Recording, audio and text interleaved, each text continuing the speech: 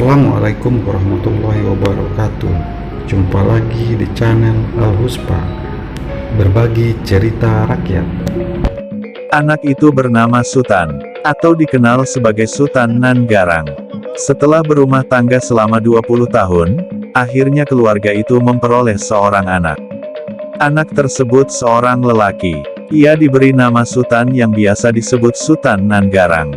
Sutan seorang anak yang cerdas. Pertumbuhan badan Sutan sangat cepat. Setelah menanjak dewasa, Sutan mulai belajar silat. Sutan mempunyai cita-cita sangat tinggi, sesuai dengan nama Sutan atau Sultan. Ia berwatak keras dan lebih menonjol dibandingkan kawan sebayanya.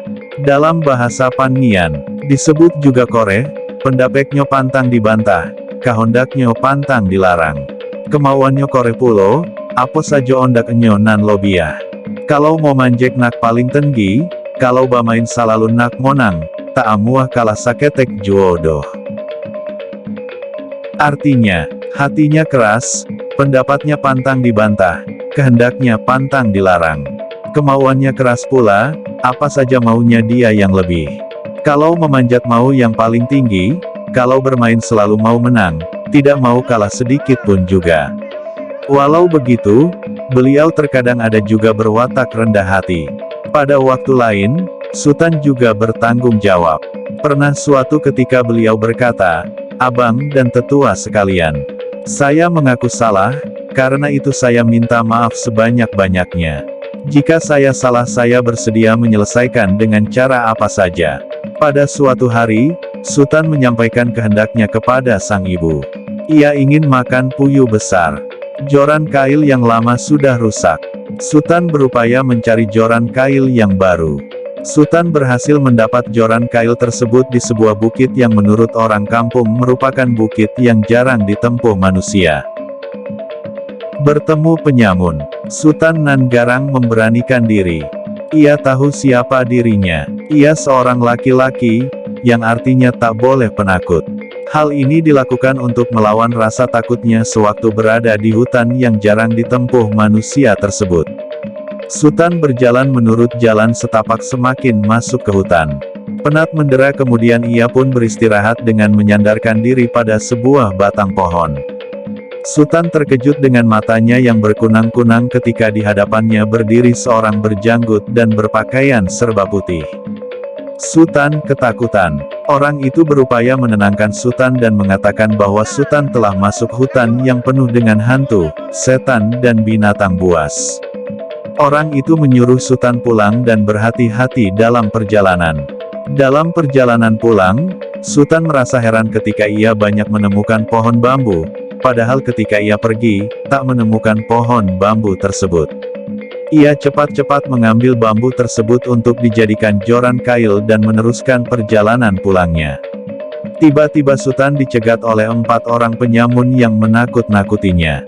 Sutan tidak gentar. Penyamun mulai menyerang. Sutan dapat menghindarkan serangan tersebut dengan baik. Sutan meminta dengan rendah hati, agar diberi jalan untuk pulang. Lagi-lagi para penyamun menyerang Sutan, tetapi ternyata penyamun tidak dapat memukul Sutan, dan Sutan ternyata telah menghilang dari hadapan para penyamun.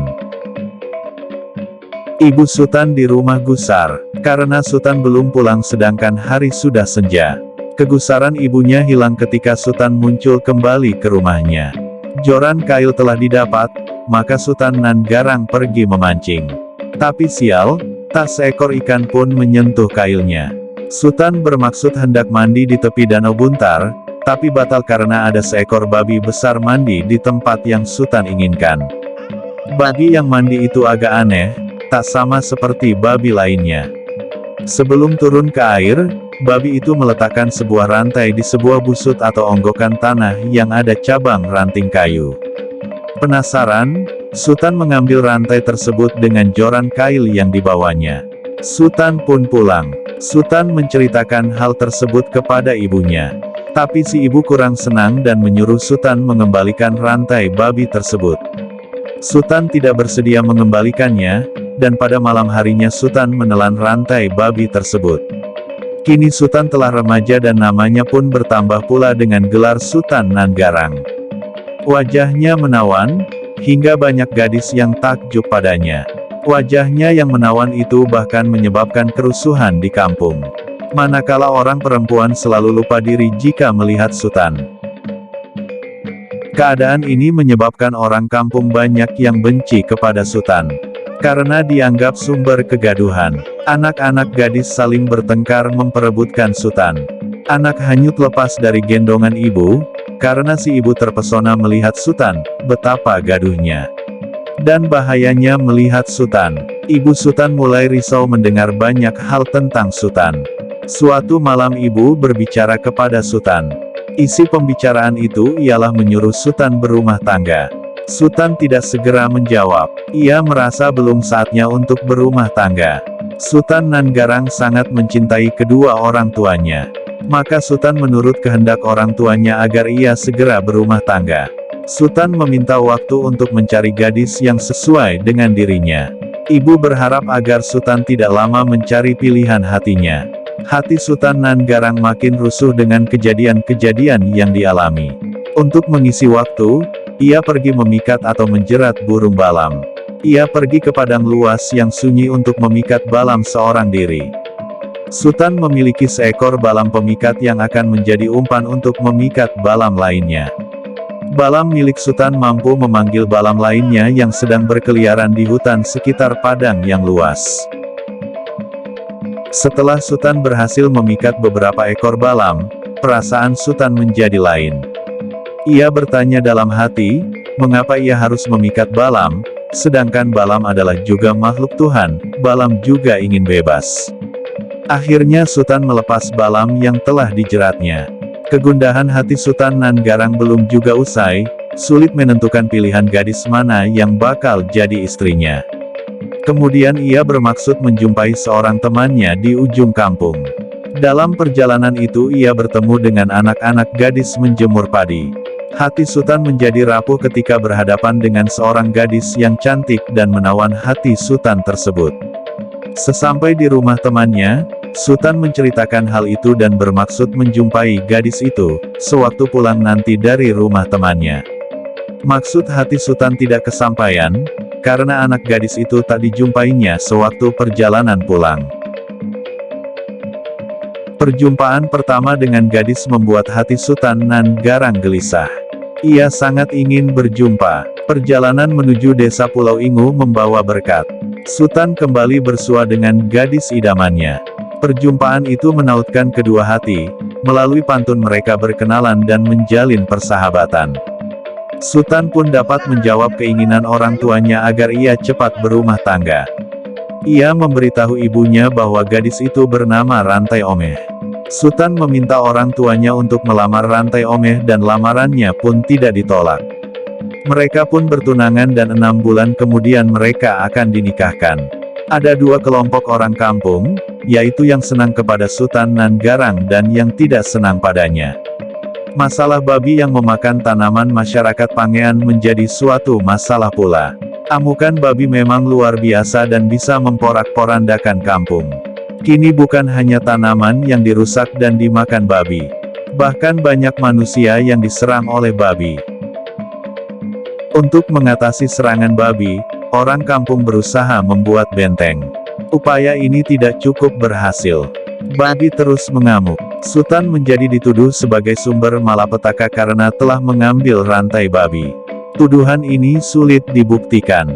Orang kampung semakin benci kepada Sutan. Sutan bermimpi tentang memikat balam, balam yang terjerat kemudian terlepas dari tangannya. Mimpi itu menjadi firasat bagi Sutan. Ibunya menenangkan bahwa mimpi hanyalah bunga tidur. Firasat Sutan Nanggarang diperkuat ketika Sutan hendak pergi menjumpai si Rantai Omeh. Dalam perjalanan ia bertemu dengan babi yang pernah dijumpainya ketika ingin mandi di Danau Buntar. Kelihatan babi tersebut memiliki rasa dendam kepada Sutan. Rantai Omeh sedang merindu dendam agar bisa bertemu Sutan. Kampung yang berbeda menyebabkan mereka terpisah. Rantai Omeh sering termenung memikirkan Sutan. Sedangkan Sutan sedang berusaha untuk bertemu Rantai Omeh. Ketika keduanya bertemu, Sutan bercerita tentang kampung Pangean. Pertemuan itu menjadi obat rindu bagi Rantai Omeh. Tapi Sultan minta izin untuk merantau dengan menyampaikan alasan yang tepat sehingga Rantai Omeh tak dapat melarangnya. Hati Rantai Omeh menjadi sedih kembali. Hari-hari berdarah. Orang kampung sepakat agar Sultanlah yang harus membunuh babi yang sedang mengamuk tersebut. Sultan memenuhi permintaan itu karena ia tahu takkan mungkin mengelak dari permintaan itu dan sekaligus membuktikan tanggung jawab dan kejantanannya. Esok harinya, orang kampung telah hadir di gelanggang bersama babi besar yang telah mereka tangkap sebelumnya. Sebelum pergi ke gelanggang, Sultan meminta izin dan maaf kepada ibunya. Sultan menunjukkan rasa tanggung jawabnya. Orang memberi jalan kepada Sultan Nan Garang untuk memasuki gelanggang. Pertarungan akan dimulai.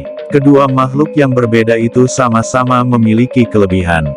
Mereka bertarung dengan segala kekuatan. Sebuah pertarungan yang sangat dahsyat.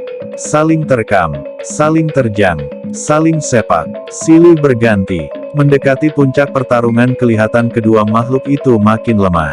Babi besar kelihatan sangat letih, tapi anehnya ia tetap berupaya membunuh lawannya, Sultan. Setelah melalui pertarungan yang panjang dan dahsyat, keduanya roboh. Sultan terkena taring babi dan menyebabkan ia tiada berdaya.